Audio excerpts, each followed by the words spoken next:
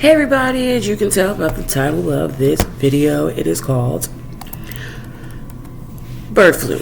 Now, if you don't know what the bird flu is, it is a flu. Now, we're going to get started in talking about it and etc. Now, if you have any questions about a bird flu, comment it down below. But don't forget, like, comment, and share. And subscribe. Like, comment, share, and subscribe. Because if you don't like, if you don't comment, how am I going to know this video is helping you? How am I going to know that you're learning something from this video? That you're gaining information from this video? So, let's get started. I hope you guys are all having a wonderful, wonderful day. And I hope one of these videos can help you.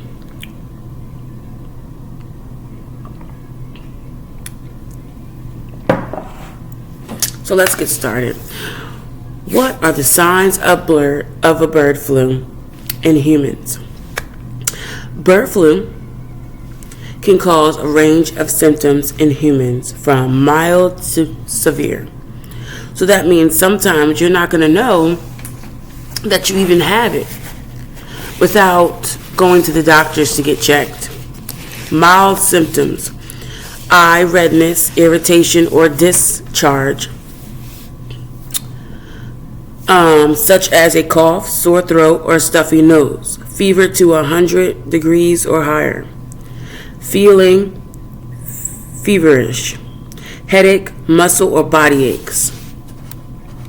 Serious symptoms that require hospitalization: difficulty breathing or shortness of breath, diarrhea, nausea, vomiting, or seizures, or chills or fatigue. Fatigue means like you don't want to eat and you're basically like, I'm not going to say starving yourself, but you're not giving your body the malnutrition it needs. How bird flu is spread. Bird flu can spread to humans when the virus enters the eyes, nose, or mouth, or when inhaled. It can also spread through contact with infected animals. Treatment and prevention. Some drugs may help if taken within 2 days of symptoms. People who are 65 and older have pre-existing health conditions are most vulnerable to bird flu. So meaning they'll get the bird flu faster because of their immune system. They'll get it faster. That's crazy. What can you do to prevent bird flu? What can you do to prevent it? What can you do to prevent bird flu? So if you're visiting a foreign country that has an outbreak, you should wash your hands often with warm water, soap, especially before and after handling food, in particular raw poultry. So it doesn't matter if you go out the country and you go visit somewhere, even in America or even wherever you are from. Anytime you're cooking with raw meat and stuff, always make sure you wash your hands before and after you touch it. Because you can get salmonella poisoning. You can get so many things by touching raw meat. Use different utensils for cooked and raw meat. Make sure meat is cooked until steaming hot. Avoid contact with live birds and poultry. What not to do. Do not go near or touch bird droppings or sick or dead birds. Do not go to live animal markets or poultry farms. Do not bring any live birds or poultry back to the country that you're in. Do not eat undercooked or raw poultry or duck. Do not eat raw eggs. Now, with that being said, a lot of people think and it's been rumors year after year after year. But a lot of people think that if you eat raw eggs, like you crack an egg, put it in a cup, or put it in a blender and you just drink it, It's supposed to help you gain muscle and stuff like that for athletes and people who are bodybuilders. But you have to understand that that's not helping you. That's gonna help you get more sick. So all those years that people told you, hey, drink raw eggs, don't do that. Don't do that at all. There is no bird flu vaccine. The seasonal flu vaccine doesn't protect against bird flu. Symptoms of bird flu in humans. The main symptoms of bird flu can appear very quickly and can be a very high temperature or feeling hot or shivery, aches in muscles, headaches, a cough, or shortness of breath. Other early symptoms may include diarrhea, sickness, stomach pain, chest pain, bleeding from the nose and gums, congestion. It usually takes 3 to 5 days for the first symptoms to appear after you've been infected. Within days of symptoms appearing, it's possible to develop more serious complications than what you see or know. When to seek medical advice. When to seek medical advice. When you visited an area affected by the bird flu in the past 10 days. If you're aboard, get medical help straight away. If you get the symptoms of bird flu, if you're out of the country and you get these symptoms and it might be the bird flu, make sure immediately you go to whatever, little nurse's station or whatever they have, or the hospital, so that you can go and get checked. Before you go on any vacation, make sure you speak to, if you have a travel agent. I don't know if you get a travel agent or you book them yourself. But if you have a travel agent, speak to the travel agent. Because sometimes they'll give you some advice on how to protect yourself. What a doctor can do. The doctor can recently traveled to an area affected by bird flu, and if you've been close within 1 meter to live or dead birds, had close contact, touching or speaking distance with anyone who has a serious respiratory illness, had contact with anyone who died unexpectedly and was from an area that had an outbreak. These tests can be done to confirm bird flu. A nose and treatment swab to see if they contain the virus. If you're coughing up blood or mucus, this may be tested for the virus. If the tests are normal, it's unlikely you have bird flu. Treatments for bird flu. If it's thought you might have symptoms of bird flu, you'll be advised to stay home, or you'll be cared for in a hospital in isolation from other patients. You may be given medications such as different types.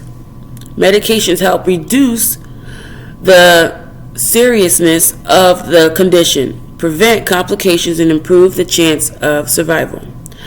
They are also sometimes given to people who have been in close contact with infected birds, or those who have had contact with infected people. For example, family or healthcare staff reporting suspected causes of bird flu. If you suspect bird flu if you suspect you have the bird flu, you should contact your local health department immediately. They could arrange testing and treatment and advise you on an isolation health plan. So, honestly, the only way you're going to get the bird flu, is if you are like a farmer or something like that, and you're around birds all the time, you're more likely prone to getting the bird flu. But if you go out of the country, or you're just here in your country or your state, and people are sick, you can get it that way because it is contagious. So if somebody else has it, you can definitely get it. So it's just like COVID. I'm going to put it right out there. It is just like COVID. So when you go to the supermarkets, or you go shopping with your girlfriend or your guy friends, or you go out to a restaurant, make sure you have your I-95 face mask on. Or if you don't have an I-95, make sure you have those blue face masks on. And make sure you have on some protective gloves. Now, so that when you touch things, your hands are clean and pure, and you don't get any type of sickness. That's the same thing for COVID. I have a video on COVID. If you haven't seen it, go watch it, because I have a video on COVID. But as I was saying, you definitely have to protect yourself. Anywhere you go, make sure that you have a I-95 face mask on, or you have regular blue face mask on, or if it's black or it's white, sometimes different colors. And make sure you have some gloves on, so that if you're out there, you have something covering your face to protect you from anything that may come to mouth. And you have anything to protect your hands, because you touch a lot of things during the day. And make sure you wash your hands more than 5 times a day. And it may seem like a stretch, but come on, guys. Nobody wants to bring home sicknesses to their families. And when you come home, make sure you don't touch those gloves. So I'm going to show you how you are supposed to take gloves on and put them on. Okay, so I don't have any gloves to, show you guys per se, but I'm going to use my hand as a demonstration. And then I'm going to show you a little quick video as a demonstration on my cell phone, so that you can see what I'm talking about. Because you need to protect yourself at all causes. And I'm not making a bird flu or a COVID video just for me. I'm doing it for you guys as well, to protect everybody, because nobody ever wants to get sick. You can die from the bird flu. You can get serious sickness and serious symptoms. So you always want to protect you and your family and everybody else in all costs. So pretend this hand has a glove on it. So I'm going to take this hand, and I'm only going to take these 2 fingers. I'm going to turn it around like this, and I'm going to go right here. Because imagine right here is where the glove stops, to where it opens. I'm going to pull like this with my 2 hands, and I'm going to pull it up. Now, mind you, I'm only touching the inside part where my palm has touched the glove. I'm never touching this part of the glove, because this part of the glove is contaminated. It's dirty. You take this part, and then you clench it with your fingers. So now it's like this. So now it's holding on to right here. You take it and you pull it up. And when you're pulling it up, you're putting the glove inside out. So now the glove's inside out. So now I can take these 2 fingers and I can clench on the glove, because I'm only touching the inside. I'm not touching the outside part, because the outside part is now inside the glove. And now I can go and dispose of it and put it in the trash. That is how you take off a glove. Now, a face mask. I don't have a face mask to show you guys, but I'm going to do my demonstration of it, and then I'll have a quick little video. And then we'll conclude this, topic. But, my coffee's good today, guys.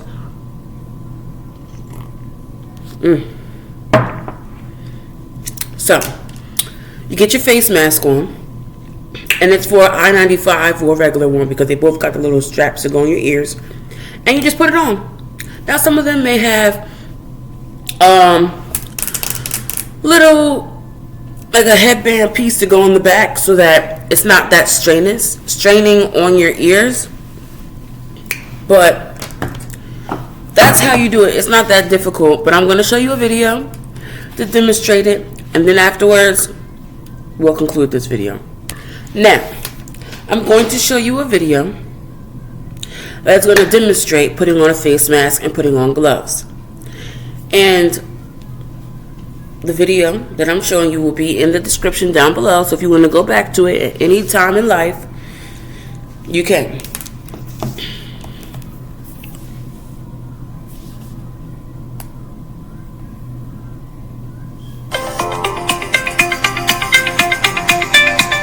Using the hand chart, select the correct glove size suitable for your hand.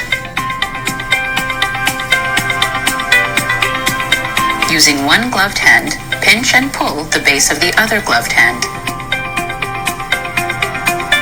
Use the middle finger to scoop the cuff of the glove. Pull the glove inside out over all the fingers and thumb to form a beak. With the beak hand, pinch the opposite glove at the base of the wrists and pull the cuff down. Roll the glove inside out and off the hand into the appropriate waist container. With the ungloved hand, use the index finger to pull the beaked glove off at the base and dispose it into the waist container.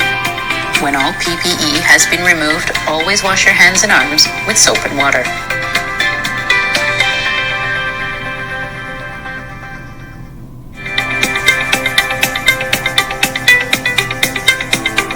Select the right size mask for your face. Hold the open respirator mask in your hands with the nose piece at your fingertips. Hold the respirator under your chin with the nose piece up. Take the bottom strap and extend it up over your head. Rest it at the bottom of your neck below your ears. Take the top strap and pull it over your head and rest it on the back of your head above your ears. Place your fingertips from both hands at the top of the metal nose clip, slide fingertips across and down, molding it to your nose. Place both hands over the respirator. Take a quick breath in to check whether the respirator has a good seal. Breathe out and check for any air leakage. If you feel air escaping, there is not a proper seal. Readjust the straps, nose piece, or position around the chin until a proper seal is achieved. If a proper seal cannot be achieved, ask for help or try a different sized mask. Do not touch the front of the mask when removing it, as it may be contaminated. To remove, pull the bottom strap over the back of the head, followed by the top strap, and discard mask into the appropriate waste container. Proceed to wash your hands and arms with soap and water.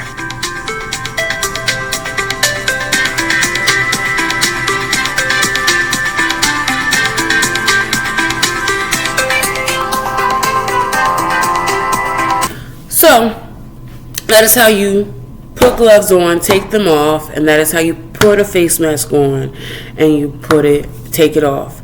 Now, the way I showed you how to put gloves on is a perfect way how to put gloves on.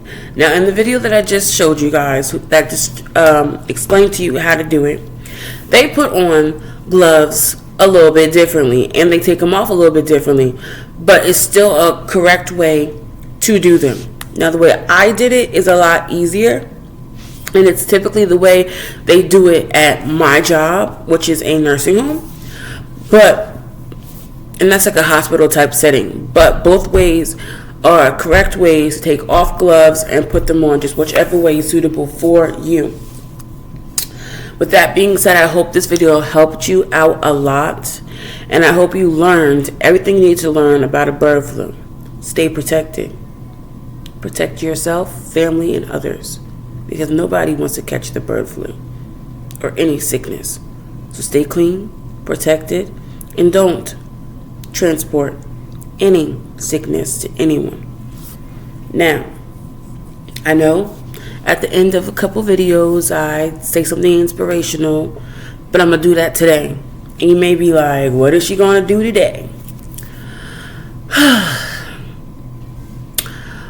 I don't know what the topic's going to be about today, but let me think. What comes to mind that I think is inspirational and you guys should know? Okay, so what it's going to be about is family. If you have a disagreement with your family or a disagreement with a friend, don't just block them, alienate them from your life, and never speak to them again. Because you never know when something really happens to where they're not here anymore, and you never apologized or you never made up with that family member or that friend, and now all you have to do is worry the rest of your life, oh my God, this person is now gone and they're dead and they passed away and I never got to mend our relationship again. You never want that regret. So if you have a problem with your mom or your dad, your brothers, your sisters, family members in general, or even friends or acquaintances, make up with them, because you never know when their time comes, which won't be years to come, which won't be until years to come. But you never know what happens in people's lives, and you never want to have that regret of, I wish I, or I should have, or why didn't I? I'm going to give you an example because it really happened to me. A family member of mine, not going to name any names because don't need to, passed away years ago. And I loved her with all my heart. It was my aunt. She passed away. And guess what? Last time I seen her was at a flea market. Didn't speak to her. Haven't seen her in so many years that when she was standing in front of my face, I had no idea it was her. And I stared at her and I looked at her for 15 minutes. And I'm looking at this woman like, why is she staring at me? And why am I staring at her? And why are we locking eyes? I didn't know it was her because so many years have passed away. So many years have passed on that people change and they look different. And they lose weight or they change and they just look different. And I didn't know it was her. And guess what? A couple of days later, she passed away. And I never got to speak to her one last time.